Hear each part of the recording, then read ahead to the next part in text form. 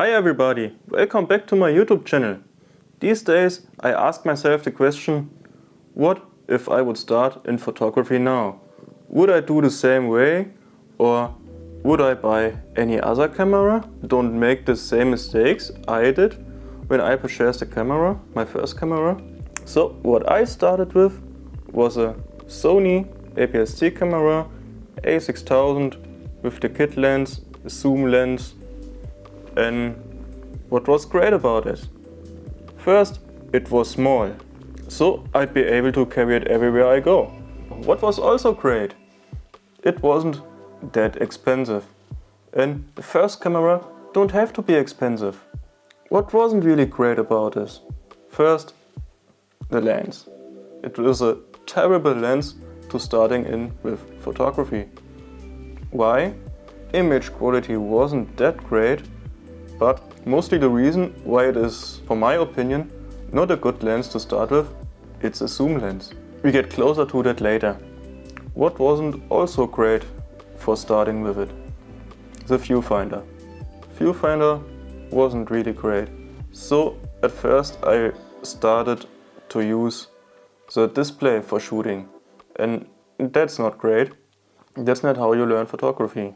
What would I look for on a camera when I have to buy my first camera now? It's not important to have the most modern camera. The older versions are also great. The camera can be 5, 6, 7, 10 years old. They work. To start photography with, it works. You don't need crazy much high megapixel sensors. If you have a camera which has more than 10 megapixel, that's just fine. And you also don't need a crazy high burst rate, as long as you are not shooting sports or something like that. But for the basics to learn photography, you don't need it. When it makes 3 or 5 frames per second, that's just fine. Point number 2 for me, what is important on a camera is the size. The best camera is the camera you're gonna carry with you. Just when it is just a small one, just grab it. If you go outside, go for a shit walk with the dog, just grab your camera. Or if you just meet with friends, just grab your camera. It doesn't matter what you're doing, just carry your camera with you. So the best thing to learn is making photos. Don't stop making photos. Photograph the things you're interested in.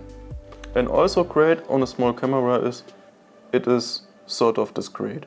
So when you're outside and just photographing something which has wakened your interest, and someone sees you and maybe you've got such a big monster of a camera, he might think, what is he doing? But if you just get a little small one, just like this, so just hanging around, that's just fine. That's great. That's what you are looking for. This is what you are looking for. Point number 3. Choose a simple camera with the basic settings you need for the exposure triangle, which is aperture, shutter speed and ISO. Just get a camera with the basic settings on a mechanical, functional dial on the camera. That's the way to learn how it works. This is where you're gonna see the difference. When you're just changing the basic settings of the exposure triangle and see what impact it has got on your photo, on your photograph. Lighting itself, on the exposure. That is the only thing you learn when you're just playing with these settings. With the aperture, the shutter speed and the ISO. Of course, this is film, so ISO is set by the film. But you know what I mean. If you just get a digital one, just take a camera where you can put all your settings, simple as it is, on a mechanical dial. many camera brands just offering their lenses with an aperture ring. That's fine. If you can get a lens with an aperture ring, that's cool. Just go for it. Part number 4, pricing. Yes, this is very subjective. Good camera is expensive. You don't need the best camera on the market to start with photography. The camera don't have to be your last camera. It's your first camera. But pricing is a point. And so, what would you look for? What you have to look for is a great lens. Spend more money on the lens. You don't need a modern body, but on the lens you're gonna see the difference. So you should spend at least, when you're catching a cheap body, maybe just spend 200 or 300 euro on a body, but just go for a great lens. Spend more money on the lens. And that is gonna bring us to point number 5, the lens. So you need at least 1, maybe 2 lenses. What I would go for is just grab a small one and take prime lenses. Only prime lenses improve your photography itself or even learn it.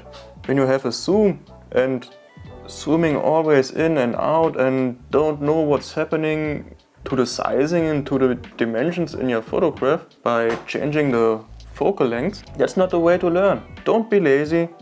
Don't zoom in and out for your composition. Just walk and take a small prime lens. It don't have to be fast, but it have to be small. And maybe if you got money for a second lens, then go for a fast, great glass. Just like this. This is the Fujifilm XF 56mm f1.2. That's a very fine lens, but it isn't small. Just for the small one, go for a focal length equivalent to full frame between 35 or 50mm. That's just a fine focal length. You can do everything with that focal length. You can shoot landscape, portraiture, travel, cats, also dogs. This is a very common focal length for nearly everything. Maybe even not if you want to shoot an eagle which is flying anywhere 2 kilometers over there, and that's not a way to go. But if you really want to learn photography, I would just go with 1 or 2 of these lenses. So, point number 6, which sensor size? My opinion is you don't need full frame or even medium format. Just go and take a smaller sensor size. It also keeps the camera small, the lens small. If you like this video and maybe if I could help you to choose your first camera, just hit the like button, please subscribe or leave a comment below if you got another opinion or if you just want to tell me which camera you started with and if you would recommend it to anyone who's starting photography now. If you don't want to miss some more of my videos which are coming soon, then hit the notification bell and you're gonna be notified when there's a new video. Thank you very much for watching and see you soon. What is the cat doing here?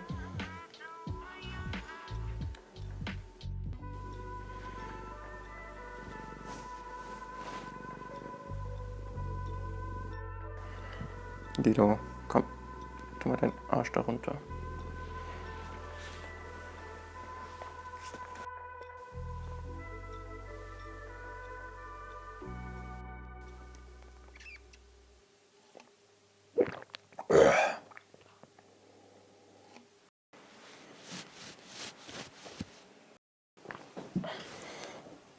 Elo, runter da.